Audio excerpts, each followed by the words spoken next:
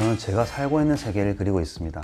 다만 그런 현실들을 마주하면서 저만 볼 수 있는 것들을 그린다고 할까요? 제가 작품에서 고민하는 지점들은 사람들이 환호하는 것들 이면에 숨겨진 문제들, 그리고 기술이 진보라고 칭송하는 것들에 따르는 부작용들, 지금의 사회가 좇고 있는 효율, 속도, 발전 같은 것들이 결국에는 어떤 희생을 가져올 수밖에 없다고 생각하거든요. 그래서 저는 그런 위태로운 현실들이 자꾸만 눈에 보여요. 제가 그리는 세계는 그래서 어쩌면 아주 가까운 미래라고 보시면 될 것 같아요.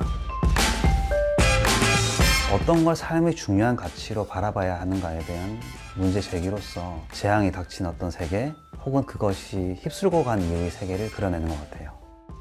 저는 정말 비효율적인 세상에 살고 싶습니다. 삶이 조금 느리고 느슨해도 생명이 우선인 세상에 살고 싶고, 그 생명체들이 더불어 살 수 있는 공동체, 그 속에서 살고 싶어요. 이게 좀 많이 이상적으로 들릴 수 있겠지만요. 작가님에게 아파트, 어떤 빌딩에서 산다는 건 어떤 의미인지. 저에게 집이라는 건 편안히 휴식을 취하는 곳이라고 생각하는데 요즘은 그렇지 않다고 느껴요. 언젠가부터 남의 시선, 누군가의 관심이 되게 불편하게 느껴졌거든요. 적어도 제가 이상적으로 생각하는 도시는 이렇게 사람들이 수직으로 모여 사는 형태는 아니거든요. 하지만 선택의 여지가 별로 없죠. 우리가 사는 도시는 빨리빨리 지어야 되고 좁은 공간에서 이익을 최대한 창출해야 돼서 승수를 높여야 되는 거죠. 그러다 보니 아파트 건물들이 당연히 이 도시에 자리하고 있고 지금도 가속화되고 있잖아요. 저는 그런 행보가 사람이 사는 공간에 대한 배려가 없는 게 아닌가 하는 생각이 들었어요.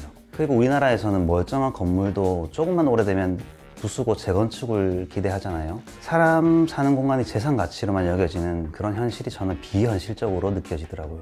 마치 바닥이 불안정하고 실체가 없는 공간과 같다는 생각이 들어서 아파트에 산다는 거는 저한테는 바닥이 없는 허공에 매달려 사는 그런 기분입니다. 작가님 작품 속 화면은 SF 영화의 한 장면 같기도 합니다. 이런 풍경을 작가님께서 의도하신 건지 궁금합니다.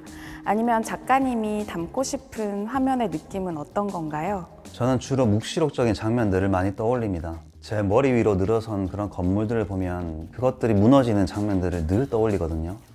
그렇게 세기말의 풍경이나 재난이 들이닥친 풍경들을 그리다 보니까 SF 영화의 한 장면처럼 보이기도 하겠네요. 저는 학부생 때 폴란드 작가 백진스키를 되게 좋아했고 그의 작품을 흉내내려고 많이 했었는데, 그 작품들에서 볼 수 있는 으스스한 분위기들, 그리고 공간들에서는 백진스키라는 작가가 실제 겪었을 전쟁에 대한 아픔들, 그리고 그의 오만 감정들이 녹아있다고 짐작이 되거든요. 그가 그린 이미지가 실제는 아니더라도 현실에서 매일 마주하는 것들이었다고 생각하거든요. 저 역시도 지금 화면에 담아내고 있는 것들이 SF 영화의 장면이나 가상의 공간같이 보이지만 저한테는 매일 마주하는 현실이 재현이라고 생각합니다.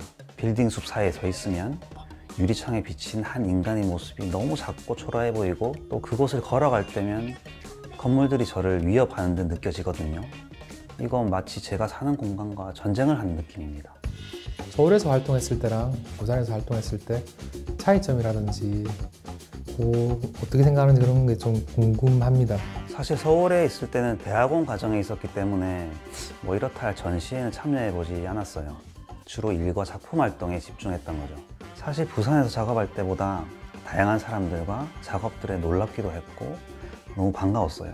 요즘엔 워낙 기술 덕분에 시공간 경계가 많이 무너졌다고 해도 제가 몸담고 있는 물리적 환경은 절대 무시 못하겠더라고요. 저는 지역에서 활동하는 작가로서 서울에 대한 막연한 기대감이 있는 것도 사실이에요. 하지만 저는 뭐랄까 도시 속도감 측면에서는 서울은 좀 버거웠던 것 같아요. 그런데 부산은 약간 저한테 애증의 공간 같기도 해요. 제가 태어났고 가족들이 살고 있고 저를 성장시켜준 곳이면서도 저한테 아주 냉정하고 차가운 곳이기도 하거든요. 그런데도 불구하고 저는 부산에서 활동하는 것이 의미가 있다고 생각합니다. 제가 이 난개발의 도시 부산에서 성장하지 않았다면 서울이든 뉴욕이든 뭐 세상을 어디를 가서라도 도시나 공간에 대한 이런 비판적인 시각을 가질 수 없었겠죠. 이건 좀 식상한 표현일 수 있겠지만 부산이라는 도시는 저한테는 영감의 원천이라고 할까요? 그래서 부산을 또한 사랑할 수밖에 없는 것 같아요. 자신의 작업 세계를 표현하는 데 있어서 특별히 회화라는 매체를 선택하신 이유가 궁금합니다. 어떻게 보면 그림 그리는 일이 굉장히 번거롭고 시간이 많이 드는 일이거든요. 정말 효율적인 것과는 굉장히 거리가 멀어요. 요즘에는 디지털 작업도 손쉽게 할 수 있기 때문에 뒤로 가기 버튼 하나만 있으면 뭐든 다시 그릴 수 있고 어떤 색도 금방 만들어낼 수 있잖아요. 하지만 물감을 준비하고 섞고 붓으로 물감을 찍어 바르고 다시 닦아내고 하는 이런 지난해 보이는 과정 속에서 끊임없이 저에 대해서 생각하게 되는 것 같아요. 그 시간들이 굉장히 괴롭고 힘들지만 저는 기분이 좋고 아주 흥분되거든요. 그리고 또 몸을 사용하는 궤적이 작품에 고스란히 남기 때문에 그림을 보는 사람을 속일 수가 없더라고요. 그래서 회화라는 매체는 정말 제 속에 있는 것들을 모조리 끄집어낼 수 있는, 제 자신을 속일 수도 없는 그런 솔직한 표현 도구라고 생각해요. 레드얼럿 연작을 특히 흥미롭게 봤습니다. 같은 제목의 사이즈가 큰 작품들로 가면 전면적인 추상으로 나타나고 있습니다. 이 같은 추상화를 마주하는 관객에게 작가가 감상의 가늠자를 제공해 준다면 더욱 즐거운 감상이 될 수 있을 것 같습니다. 레드얼럿 시리즈는 2021년에 제작한 작업들이에요. 그때는 팬데믹 상황이 극에 달했던 시기였기도 하죠. 코로나 바이러스로 사람들이 서로 조심해야 됐고 이때 제 전시와 일들이 대부분 취소가 됐었어요. 그래서 작업실에 머무는 시간도 많아졌고요. 이 시기 동안 사람들이 너무 이기적이어서 참 밉다는 생각을 했어요. 자신의 권리만 챙기는 그런 사람들의 행동이 저는 이해가 안 됐던 거죠.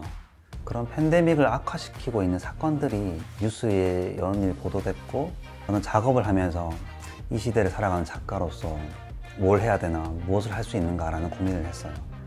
이때는 자연스럽게 아주 새빨간 하늘을 떠올렸던 것 같은데 왜 배 타는 사람들이 운항을 결정할 때 하늘의 색이 붉은지 아닌지를 보고 판단한다는 속담이 있거든요. 이게 미신이라고 생각하는 사람들도 있겠지만 자연 환경에서는 근거가 있는 말이에요. 지금 제가 살고 있는 시대가 그래서 사람들에게는 위기에 빠진 상황이라고 생각했거든요. 그래서 붉은 경고라는 뜻의 레드얼럿 작업을 연이어 그렸습니다. 이 연작들을 할 때는 작업실에 갇혀 있다시피 한 시간들이 많아서 그런지 되게 답답했고 저희 에너지를 좀 뿜어내고자 한 것 같아요. 그래서 제 몸의 반경을 이용한 큰 붓질하고 아주 원색에 가까운 그런 붉은색을 사용하다 보니까 화면 전체를 구성하는 요소들이 이전에 비해서는 되게 과감한 형태로 표현이 된 거죠. 이 시기의 작품들은 코로나를 겪어낸 어느 작가의 기록이나 혹은 몸짓으로 보셔도 좋을 것 같습니다.